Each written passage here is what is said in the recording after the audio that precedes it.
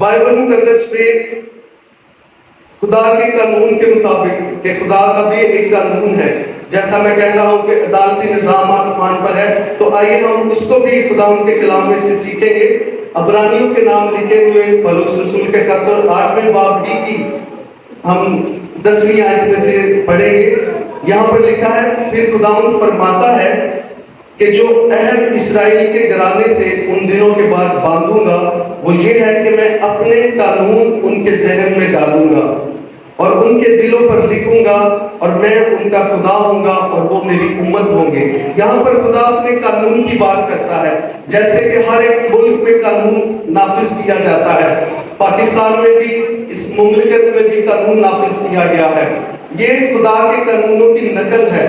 جیسے کہ خدا نے آسمان پر اپنا قانون بنا رکھا ہے، ویسی ہی عکس آپ کو زمین پر بھی نظر آتے ہیں، اور بائبل مقدس بڑی دلیری کے ساتھ یہاں پر لکھا ہے، اور ہم اس کو بیان بھی کرتے ہیں کہ حکومت خداوند کی طرف سے ملتی ہے۔ جیسے قانون خدا آسمان پر نافذ کرتا ہے، وہ جو حکومت یہاں پر قائم کرتا ہے انسانوں میں، وہ ان کو بھی وہ قانون دیتا ہے کہ وہ بھی نافذ کرے۔ آسمان پر ایک قانون ہے، اور اس قانون کے تحت سارا نظام چلتا ہے۔ ابلیس نے اس قانون کو توڑا، اور اس قانون کو توڑنے کے سبب سے اسے زمین پر گرا دیا گیا۔ اب یہاں پر لکھا ہے کہ خدا کا قانون ہے۔ آپ نے بائبل مقدس سے بھی سیکھا کہ واقعی بائبل مقدس فرماتی ہے کہ خدا کا قانون ہے، اور اسی قانون کا عکس آپ کو زمین پر نظر آتا ہے۔ ہمارے عدالتی نظام ہے، اسی طرح آئیے ہم عدالتی نظام کے تعلق سے بھی سیکھیں گے کہ کیا عدالتی نظام بھی اسی طرح ہمارے پاس یہاں پر موجود ہے۔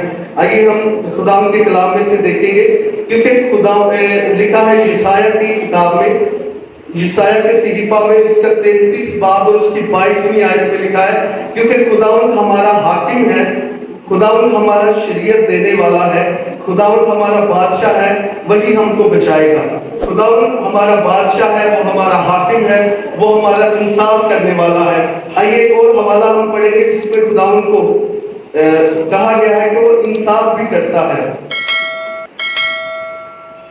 رومیوں کے نام لکھا گیا پولس رسول کا خط، اس کا 2 باب، اس کی 16ویں آیت، جس روز خدا میری خوشخبری کے مطابق یسوع مسیح کی معرفت آدمیوں کی پوشیدہ باتوں کا انصاف کرے گا۔ یہاں پر لکھا ہے کہ خدا انصاف کرے گا۔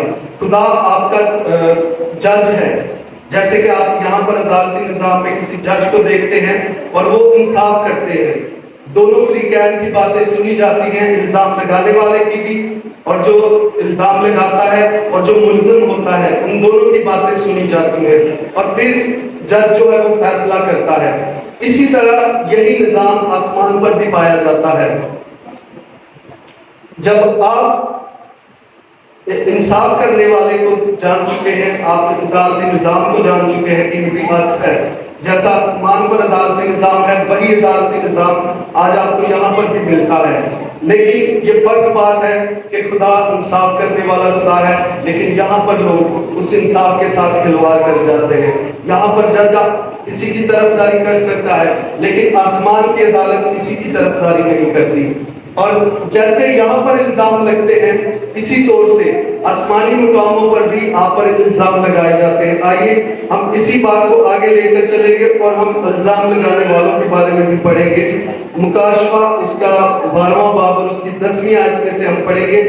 پھر میں نے آسمان پر سے یہ بڑی آواز آتی سنی کہ اب ہمارے خدا کی نجات اور قدرت اور بادشاہی اور اس کے مسیح کا اختیار ظاہر ہوا، کیونکہ ہمارے بھائیوں پر الزام لگانے والا جو رات دن ہمارے خدا کے آگے ان پر الزام لگایا کرتا ہے، گرا دیا گیا ہے۔ الزام لگانے والا ابلیس ہے، وہ خود تو گرا، اس نے گناہ کیا، اور جب وہ گرایا گیا تو اس کے بعد اس نے آدم اور حوا کو دیکھا، اور اس نے دیکھا کہ یہ بہت اچھی زندگی گزار رہے ہیں، تو اس نے ان کو بہکایا اور ان کو بہکا کر ان سے گناہ کروایا، اور گناہ کے بعد ان پر الزام لگایا گیا کہ انہوں نے خدا کے کلام کو توڑا ہے، انہوں نے اس قانون کو توڑا ہے جو خدا نے آدم اور حوا کو دیا۔ میرے عزیزوں، میں آپ کو بتانا چاہتا ہوں کہ آج ہمارے پاس خدا کے قانون کی یہ کتاب بہت بڑی ہے، 66 کتابوں پر مشتمل ہے، لیکن جب آدم اور حوا کو قانون دیا گیا تو انہیں صرف ایک بات دی گئی کہ تو जो दरख्त है, जो नेको बद की पहचान का दरख्त है, तू उसमें से ना खाना।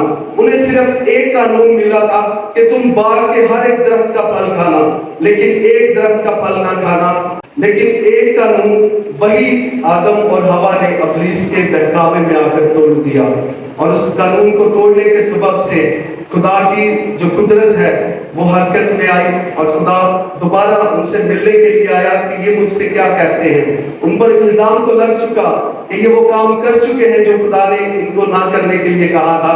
तो खुदा उनसे पूछने के लिए जमीन पर आया, तो उन्होंने बड़ी ही आसानी के साथ अपने आप को बेकसूर साबित करना चाहा, और उन्होंने कहा हमने नहीं खाया, जो सांप है उसने हमें बहकाया तो तब हमने खाया।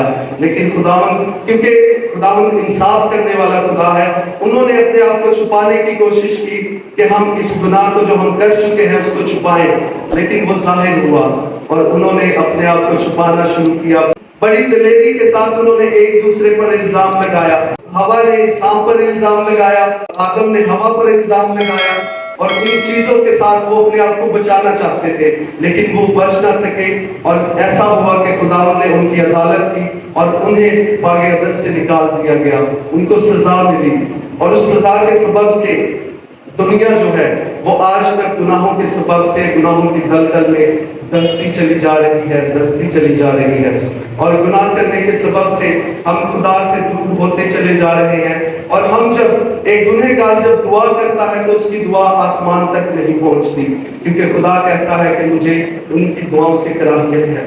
वो उनकी ना कुर्बानी पसंद करता है, ना वो उनकी दुआएं पसंद करता है, वो उनकी किसी बात को सुनना पसंद नहीं करता। ऐसा ही होता है कि जब कोई गुनहगार दुआ करता है तो उसकी दुआ कबूल नहीं की जाती। उसकी एक ही दुआ कबूल की जाती है जब वो अपने गुनाहों का इकरार करता है।